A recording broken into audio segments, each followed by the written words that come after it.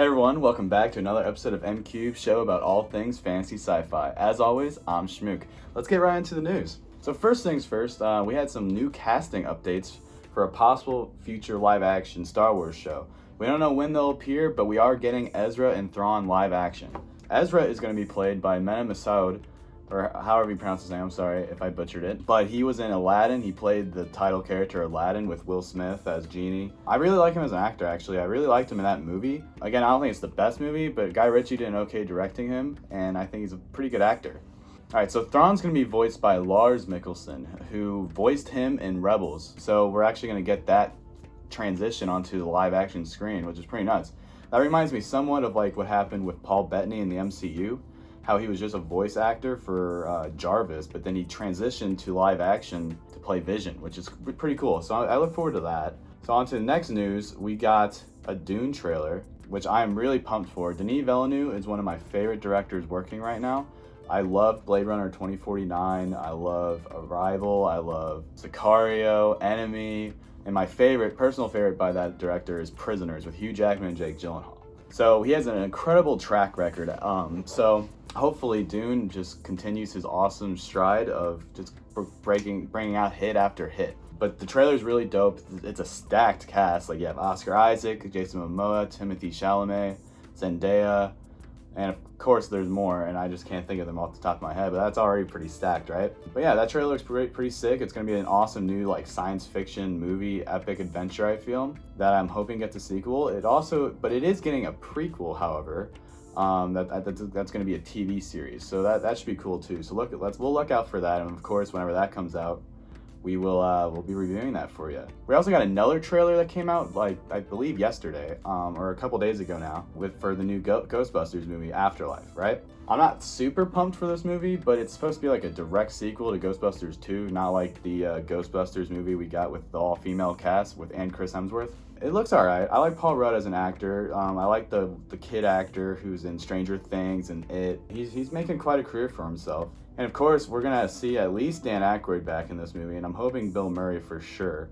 Because at the end of the trailer, there's a quick little thing of someone answering a phone call, and he's like, "We're closed," and it sounds like Dan Aykroyd. I'm pretty sure it's Dan Aykroyd. So I'm looking forward to that. But I mean, it's not high up there on my list of most excited things, but I'll definitely check it out and review it for y'all. And hopefully it blows me away. I mean, it's being directed by the kid who made the first movie, the very first Ghostbusters movie. Who knows? It could be pretty good. All right, but that's it for trailers. But we still have one more news segment to talk about that I'm actually super pumped for, is that Pokemon is getting a live action series on Netflix. So Warner Brothers, I guess, just signed them over the rights after making Detective Pikachu or something. But whatever, I don't want Warner Brothers to have that much content anymore after what they've been doing to DC. I mean, like, hopefully there's some DC content that we're getting soon, like the Suicide Squad, and hopefully the new Flash movie's good. But I mean, Warner Brothers has seemed to like drop the ball on a lot of things recently. So I didn't hate Detective Pikachu, but I'm looking forward for it to being on Netflix, because they create great stuff on there, like Stranger Things, The Witcher, and many more. But to get a live action Pokemon series, hopefully it follows Ash and Pikachu, that's something I've been dreaming about ever since I was a kid, you know? So hopefully that's pretty good. But alright, that's it for news. Let's just get right into some of our reviews. Alright, so first things first, I just would like to say I have not watched the newest Rick and Morty yet. I'm sorry, I was slacking this weekend. Had a pretty busy weeks thus far. But for next week, I'll watch the newest one and then the one that I missed for this week. But I did happen to catch Bad Batch, okay? So the newest Bad Batch, episode 13, it was a solid episode, but to me, again, like, we just got this Hera arc in the Bad Batch that I really enjoyed, and there's only 4 more episodes left, including this one that we're talking about. But it kind of felt like a filler episode, and I was expecting there to be a final 4 episode arc. But I mean, who knows? Maybe this is an important episode to go into what comes next, because we're back with Sid, where some guy takes over her bar, her whatever, you know. And also steals her pet, and then so we have the Bad Batch just trying to reclaim it, right? So we see our gang, the Bad Batch and Sid, steal a bunch of spice from the dude who took her place from her, right? And he's involved with the Pikes, which is a huge crime syndicate in the Star Wars universe, just as big as the Hutts, the Hutt cartel. So we see the Pikes in this episode because they're like, "You got to get our spice back, or we're gonna kill this dude. We're gonna kill all you." And it's actually pretty cool. So I'm hoping possibly at the end of this Bad Batch arc is like a full-on crime syndicate story with the Empire involved. That could be pretty sick. Or it could all just lead into the Book of Boba Fett that comes out later this year. Where if Book of Boba Fett, you deal with the Pikes, not the Hutts, even though he is running Jabba's palace now, so maybe he is just the leader of the Hutt cartel now. Who knows? But yeah, the Pikes were really cool in this episode. Actually, they seemed like a very menacing, like actual like mafia type of gang. Where we've seen them before, I believe in Clone Wars. Yeah, definitely in Clone Wars, where they were cool, but they weren't like menacing. In this, they actually seemed pretty menacing. Like the main Pike leader in this episode, like took the guy and like he was about to kill him, but then he just chops off like his horn thing, right? And it's just like, just don't cross me again. And it's pretty crazy. But overall, I enjoyed this episode. But I feel like it's an episode that, unless like the last 3 episodes are very heavily connected to the crime syndicate, then I don't know if it's an episode we necessarily needed. But it's cool to see the Pikes. Like again, I always like seeing more of like the criminal underworld, right? But I feel like this episode could have been possibly right after another Sid episode we had. Like there could have been a Sid arc. But I mean, we gotta trust Filoni. I obviously trust Filoni. Like he has these filler episodes sometimes, but they always serve some sort of greater purpose for the rest of the show, right? So hopefully these last 3 episodes are epic, and I'm hoping the finale is like the same length of the pilot, which was like over an hour. And like again, these episodes are pretty short, but this one felt pretty long actually. Like I was watching and I was like, wow, it keeps still going. So that's good. I don't know the exact runtime, but it felt like it was pretty long, but not in a bad way. Hopefully the last 3 episodes are epic, because I do love this show, and I can't wait to see Crosshair go up against the Bad Batch. Hopefully we see Cad Bane and many others. My fingers are still crossed for Boba Fett to make a guest appearance towards the end of the episode or series, because if this is where he meets Omega, we're in for a treat. Especially if they meet for the first time and then they meet up again in the Book of Boba Fett. Like the Bad Batch is a good bridge between Clone Wars, Revenge of the Sith and Clone Wars, right? And then the Book of Boba Fett plus the Mandalorian. Like that's a perfect bridge outside, like with this crime underworld stuff, and then you know what I mean. So I look real forward to the last 3 episodes. We're getting close to the end, so hopefully we're going to be getting some new content to share with y'all after Bad Batch, because Rick and Morty's getting close to being done too. I believe it's only a 10-episode season. So again, next week I'll review 2 episodes, and there's only 3 more after that, right? So we're getting close. So hopefully there's some new shows coming out, because again, The Witcher comes out way in the future. But who knows? Or I'll find some stuff to talk about regardless, all right? Anyway, so that's it for our reviews for our weekly shows. But let's go on to our throwbacks.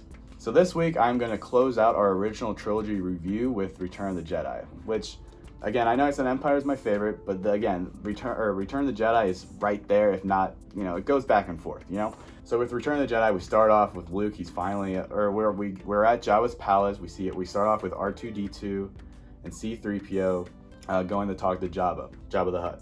And then we eventually find out that that's where Han is. He's frozen in carbonite still. And then we see Leia as Bousk, the bounty hunter, not Bosch. No, Bausch, not Bosk. My apologies. So we see Princess Leia then come in disguised as a bounty hunter known as Bausch, not Bosk, but Bausch. She threatens to blow up Jabba the Hutt with a thermal detonator, which is an awesome scene. But she just gets paid for bringing in Chewbacca instead as a prisoner, right? And then she's able to sneak in and try to free Han, which she does. But then Jabba the Hutt's just standing right there behind a closed curtain, starts laughing like he knows it's a trap. All right, so then Leia gets enslaved by him, and then Han and Chewie are in a prison cell together. Then we see Luke Skywalker for the first time show up, where it appears he's a full-on Jedi Master now. He chokes out some Gamorrean guards, which is kind of crazy. He uses Force choke, which is cool. I love Luke as a Jedi Master. Like, you should have seen me freaking out in The Mandalorian when he showed up, because he's just going to town on these troopers, right? But anyway, so back to Return of the Jedi. He goes to talk to Jabba, and he's trying to make a deal with Jabba, but then Jabba just says no. Drops him into the Rancor pit, and then we see Luke fight the Rancor, which is an epic scene, and Luke's able to take him out, which I love. I love the whole Jabba's palace environment. It's just such a cool place for a gangster overlord, a big shot gangster, where he does his business, where he resides, where he hangs his hat, So we eventually see them go to the pit of Carkoon, which is where the Sarlacc pit is, on Jabba's barge, right? And that's where you see everyone about to be kicked off a plank. And then we have the epic sequence of R2 shooting Luke's lightsaber out to him, and he ignites it, and it's the green lightsaber. Ignite the green, baby. I love Luke Skywalker. I love his lightsaber. I love his outfit in this because, like, I know George Lucas talked about how like he's wearing all black, so it's kind of like hinting at the possible turning of him towards the end of the movie. So anyway, we head back, or we're done with Jabba's palace because Leia kills, or Jabba's barge or whatever, right? Where Leia kills Jabba the Hutt. And so they flee that, and then they go back to talk to the rebels, and they were like, there's a new Death Star, blah, blah, blah, you know? So they go to Endor. Most of our crew goes to Endor to destroy the shield generator there. That's where we meet the Ewoks, like Wicket and many others. Leia befriends Wicket, and Wicket loves her. Then C3, they're about to cook and eat like Luke and Han, right? Then Luke lifts C3PO up into the air on his chair, and all the Ewoks seem to think of C3PO as a god, which I think is hilarious. But then we have C3PO tell all the Ewoks the wonderful story of how they've gotten to this point. How Luke blows up the first Death Star to him losing his hand fighting Darth Vader, the evil Darth Vader, who happens to be his father. But anyway, later on Endor, Luke has to split up with the gang. Oh, I missed a huge part of this movie because right after Jabba's palace, Luke goes back to Dagobah to finish his training with Yoda. And in that scene, we find out that Luke has a sister, and he knows it to be true that it is Leia. And he clarifies it with Yoda that Darth Vader is his father. And then Yoda tells him all this, and then Yoda tragically dies. But his life had purpose and meaning. He was an old man when he died. So it's always a sad moment. I always love that scene. It's powerful. And then we see Luke talk to Obi-Wan outside of Yoda's hut as a Force ghost, right? And then it talks about how, why didn't you tell me Darth Vader was my father, and blah, and stuff like that. It's just a good interaction, good scene between Obi-Wan and Luke. Anyway, so again, we're back on Endor. We eventually see Luke has to part ways, tells Leia that he is her brother. And like, she's like, I somehow have always known. And it's, yeah, well, you kissed him in the last movie, but anyway. Luke goes and confronts Vader. He gets imprisoned by Vader, and he's just trying to, his goal is to bring Vader back to the light and to be Anakin again. So he eventually goes on the new Death Star 2, and he's in the Emperor's throne room where he meets the Emperor. And the Emperor's main goal is to turn Luke to the dark side. As we can tell by Luke's clothing, it's completely dark, so we don't know what's going to happen. And he's using a green lightsaber where it's always been a blue or a red lightsaber this whole time. So Luke's journey is like just a big old mystery, you know? But we get to an awesome battle between Darth Vader and, the rebels come to take on the Death Star, but they fall into a trap, and Luke's just starting to get real angry because the Emperor's like, your friends just fell into a big old trap. So that's when Luke's about to strike the Emperor, but Vader ignites his lightsaber and stops the kill. So then they have a huge fight. But anyway, so on Endor, Han and Leia and Chewie and all of them, they go and blow up the shield generator. So the Death Star 2's like, it's a sitting duck now. So you see Lando and the Millennium Falcon with Nien Nunb, and they go to destroy the Death Star 2 with the whole Rebel fleet, which is awesome. Probably the best space battle in any movie ever, in my opinion. Like, Rogue One has a close one. It's really good, but I really love Return of the Jedi space battle. So we go back to the throne room, and you see Luke and Vader fighting the whole time. And it gets to a point where Luke just completely gives in to the dark side and starts hitting Vader like constantly with his lightsaber, and eventually is able to disarm him and cut off his hand. And in that moment, he could kill Vader right there, and Emperor wants nothing more. But then he sees his hand and that it's robotic, and he looks at his own hand. He's like, I'm like my father. I can't turn into what he's become. So he just puts down his lightsaber, and he's like, I'll never be like you. I'm a Jedi like my father before me. And then the Emperor just goes, so be it, Jedi. And then starts electrocuting him. And it's truly one of my favorite scenes in anything. Like, this whole ending is possibly my favorite sequence in all of film, outside of possibly the complete ending of Lord of the Rings and Return of the King. Like, those are the two for me. Like, nothing beats these movies for me, like, for endings.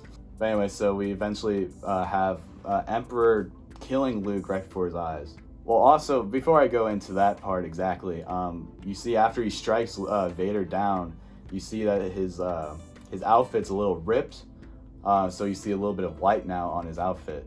So we see that once he throws his lightsaber to the ground, not giving into the dark side, where we have confirmation that he is a Jedi.